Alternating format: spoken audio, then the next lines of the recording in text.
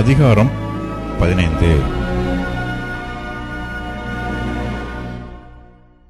பின்பு சாமுவேல் சவுலை நோக்கி, இஸ்ரவேலராகிய தம்முடைய ஜனங்கள் மேல் உம்மை ராஜாவாக அபிஷேகம் பண்ணுகிறதற்கு கர்த்தர் என்னை அனுப்பினாரே. இப்போதும் கர்த்தருடைய வார்த்தைகளின் சத்தத்தை கேளும். சேனைகளின் கர்த்தர் சொல்லுகிறது என்னவென்றால், இஸ்ரவேலர் எகிப்திலிருந்து வந்தபோது அமலேக்கு அவர்களுக்கு வழிமறித்த செய்கையை மனதிலே வைத்திருக்கிறேன்.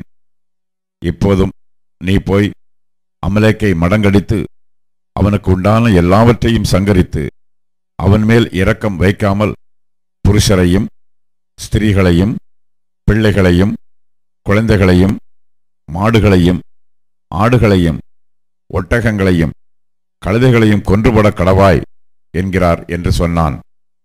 அப்பொழுது சவுல் இதை ஜனங்களுக்கு அறியப்படுத்தி தலாயிமிலே அவர்களை தொகை பார்த்தான். அவர்கள் 2,00,000 காலாட்களும் யூதா ஜனங்கள் 10,000 பேருமாயிருந்தார்கள். சவுல் அமலேக்குடைய பட்டணம் மட்டும் வந்து பள்ளத்தாக்கிலே ஒரு பதிவடையை வைத்தான். சவுல் கேனியரை நோக்கி, நான் அமலேக்கியரோடு கூட உங்களையும் வாரிக்கொள்ளாதபடிக்கு நீங்கள் அவர்கள் நடுவிலிருந்து புறப்பட்டு விலகி போங்கள்.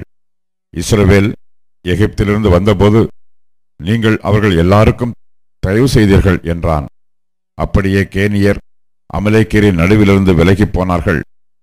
அப்பொழுது சவுல் ஆவிலா துவக்கி எகிப்துக்கு எதிரே இருக்கிற சூருக்கு போகும் எல்லை மட்டும் இருந்த அமலேக்கியரை மடங்கடித்து அமலேக்கியரின் ராஜாவாகிய ஆகாகை உயிரோடே பிடித்தான்.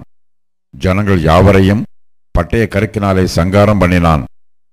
சவுலும் ஜனங்களும் ஆகாகையும் ஆடு மாடுகளில் முதல் தரமானவைகளையும் இரண்டாம் தரமானவைகளையும் ஆட்டுக்குட்டிகளையும் நலமான எல்லாவற்றையும் அழித்து போட மனதில்லாமல் தப்பு வைத்து அற்பமானவைகளும் உதவாதவைகளுமான சகல வஸ்துக்களையும் முற்றிலும் அழித்து போட்டான். அப்பொழுது கர்த்தருடைய வார்த்தை சாமுவேலுக்கு உண்டாகி அவர் சொன்னது, நான் சவுலை ராஜாவாக்கினது எனக்கு மனஸ்தாபமாயிருக்கிறது. அவன் என்னை விட்டு திரும்பி என் வார்த்தைகளை நிறைவேற்றாமற் போனான் என்றார்.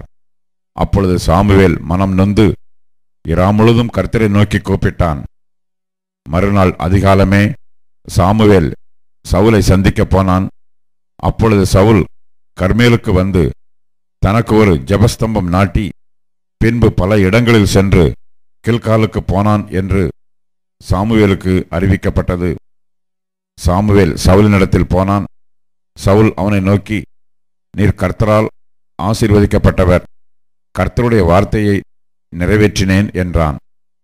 அதற்கு சாமுவேல், அப்படியானால் என் காதுகளில் விழுகிற ஆடுகளின் சத்தமும் எனக்கு கேட்கிற மாடுகளின் சத்தமும் என்ன என்றான்.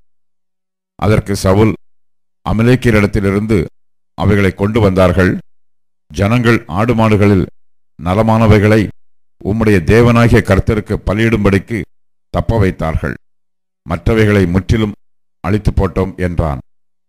அப்பொழுது சாமுவேல், அந்த பேச்சை விடும், கர்த்தர் இந்த ராத்திரியிலே எனக்கு சொன்னதை உமக்கு அறிவிக்கிறேன் என்று சவுலோடே சொன்னான்.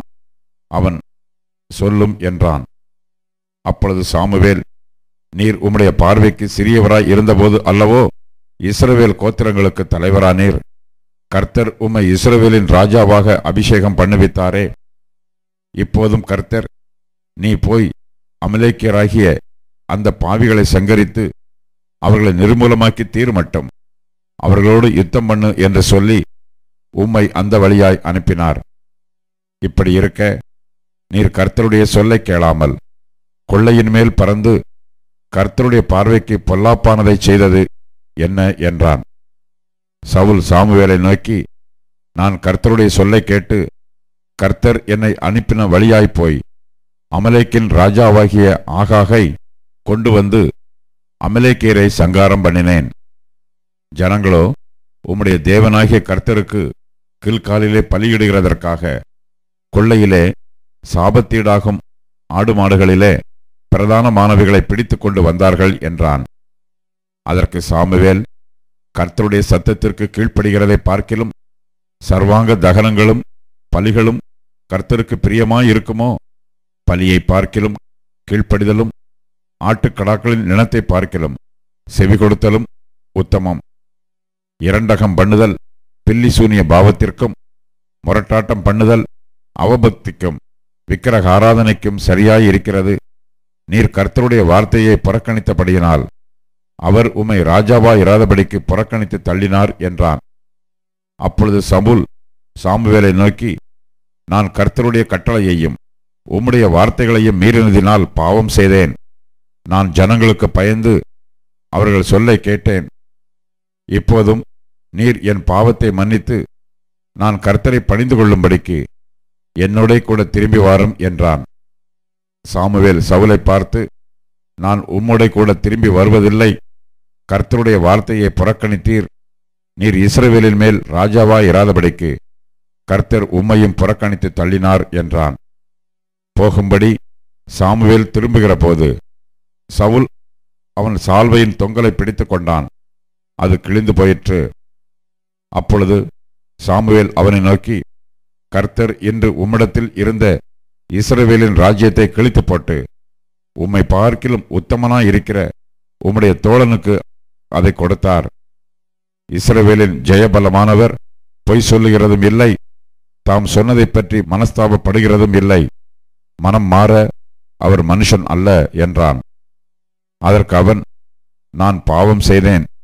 இப்போது என் ஜனத்தின் மூப்பருக்கு முன்பாகவும் இஸ்ரவேலுக்கு முன்பாகவும் நீர் என்னை கனம் பண்ணி நான் உம்முடைய தேவனாகிய கர்த்தரை பணிந்து கொள்ளும்படிக்கு என்னோட கூட திரும்பி வாரும் என்றான்.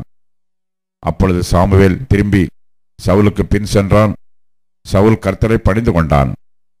பின்பு சாமுவேல், அமலேக்கின் ராஜாவாகிய ஆகாகை என்னிடத்தில் கொண்டு வாருங்கள் என்றான். ஆகாக் சந்தோஷமாய் அவனிடத்தில் வந்து, மரணத்தின் கசப்பு அற்றுப்போனது நிச்சயம் என்றான். சாமுவேல், உன் பட்டயம் ஸ்திரீகளை பிள்ளையற்றவர்களாக்கினது போல ஸ்திரீகளுக்குள்ளே உன் தாயும் பிள்ளையற்றவளாவாள் என்று சொல்லி சாமுவேல் கில்காலிலே கர்த்தருக்கு முன்பாக ஆகாகை துண்டித்து போட்டான்.